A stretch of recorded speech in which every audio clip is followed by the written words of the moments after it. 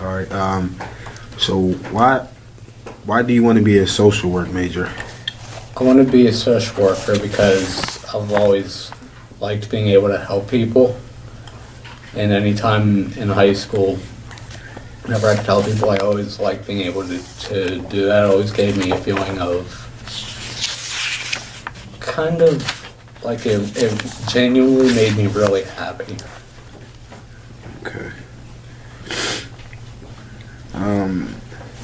Your condition, does it? I mean, does I mean, are you sad you have it, or does like I mean, 'cause you seem like a happy person, so. I am generally a pretty happy person, and knowing what I have, it's pretty much just like, oh, okay, so that's like it. I'm aware of it. It's pretty much the extent of how I feel about having what I do. Okay. When did you? I've seen they said you can diagnose. I mean, you can get diagnosed with this later on. I mean, when did they actually know that you had hydrocephalus? I was diagnosed with hydrocephalus around, I want to say it was 2000, maybe 99 when I was first diagnosed with it. 2000 was when I had my second surgery for it, where they actually put the shunt in. Okay. And then I got another shunt not that long ago, actually. Okay. I've seen. I noticed. Sometimes you don't use your arm. Like I seen you working on the trays. Where they empty the trays, and sometimes you just don't use it. Is it easier for you not to use it in that sense, or? For more fine motor skill things, it is generally easier for me to not use it. And so that's why I've adapted to using one arm and one hand to do most things.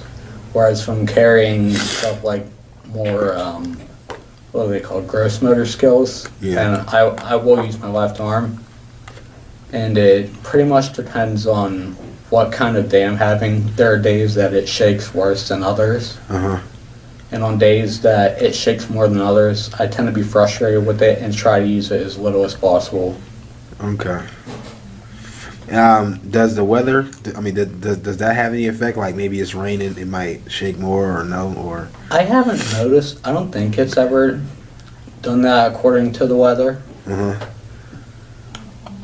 So what's your motivation in getting a degree? I mean, most people could have just been like, well, I'll just work a regular job at home, maybe minimum wage, maybe get a disability check. I mean, what made you want to come actually get a degree?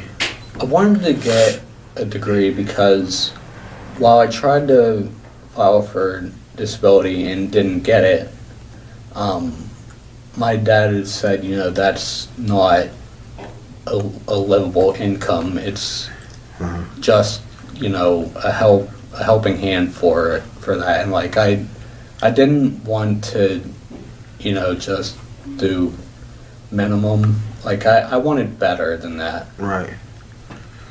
Okay. And when you graduate from here, what do you want to do with your degree? Like, what do you want to do? I would like to see if I can try to find a job working with kids like myself who have either become handicapped or have been handicapped their whole lives. Okay. All right. And when you plan to graduate? I believe 2 to 3 semesters, and I think that's excluding my internship. Okay. How have the university helped you with this? Have they gave you a scholarship or? I haven't really gotten a scholarship for it. I've gotten through OVR. They sometimes give me, I think it's $500 a semester. Although the last couple semesters I haven't qualified for it because of either grade or financial reasons. I'm not really sure why, but. Okay. And what is actually OVR? What does that stand for? I believe it's Office of Vocational Rehabilitations.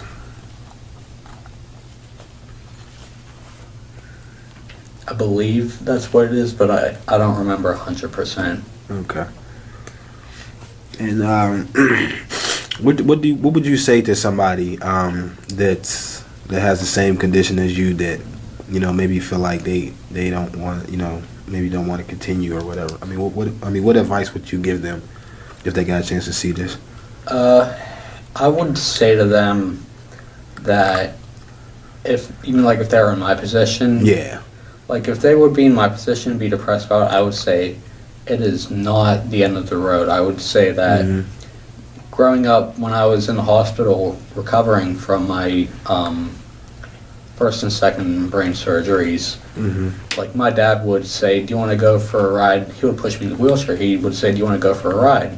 Okay. I would say no, I don't really feel like it. And then he's like, "Okay, get in the chair, going for a ride." Just because he wasn't letting me sit around feeling sorry for myself. Okay. And I mean, like I know it takes people, a certain amount of time to come to terms with their situations, but I would say, don't let it keep you down. Right.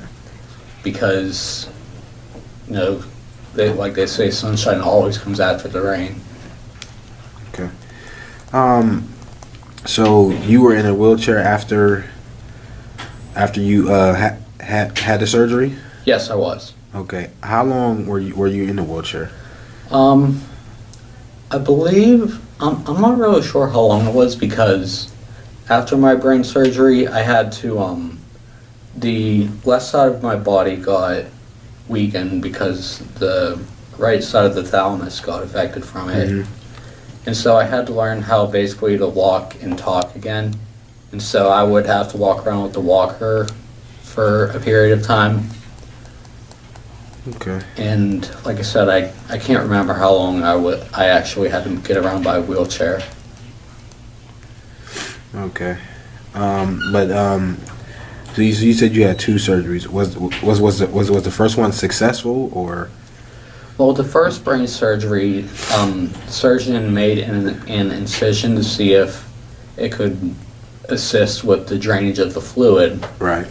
And then the second brain surgery, this was about 6 months later, give or take. I had to be rushed in for emergency surgery because it wasn't helping the drainage at all.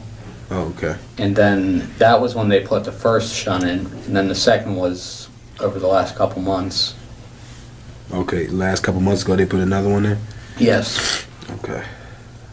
Because like they always told me it can last 20 minutes to 20 years. No one knows how long they'll last. There's no way to tell how long. Are you talking about the shunts? Yes. Oh, okay.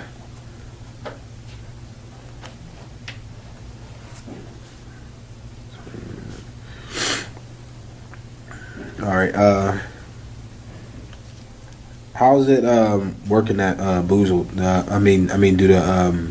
Do your coworkers, do they encourage you, or they understand it, or are do some of them maybe act a certain way towards you? They don't really treat me any differently, and I mean, sometimes like when I'm working at the store, I'll be told, it helps if I have one hand with the glove off to get the cookies in faster and get that done faster. Okay.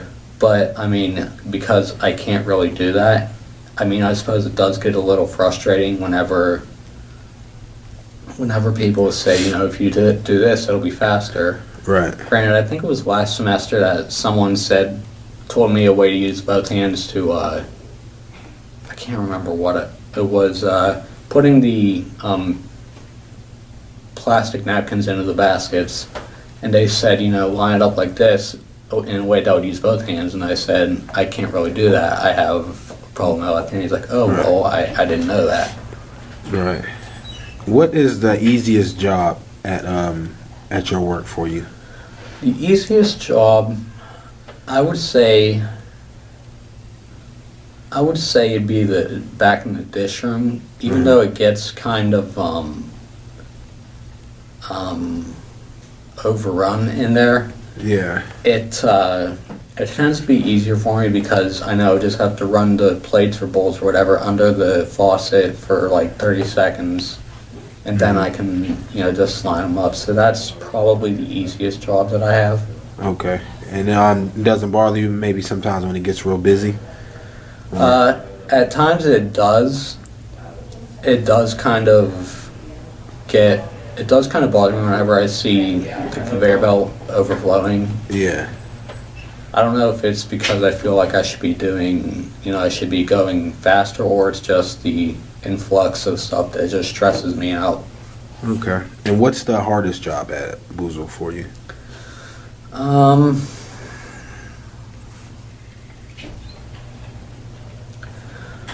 not really sure. I guess sometimes when I'm handling the food over there, it's like whenever I'm being told to put 3 sandwiches in at once, and it's hard for me to carry 3 over unless you use both hands. Okay. I mean, So that's in the store, right? Yes. Yeah. Okay.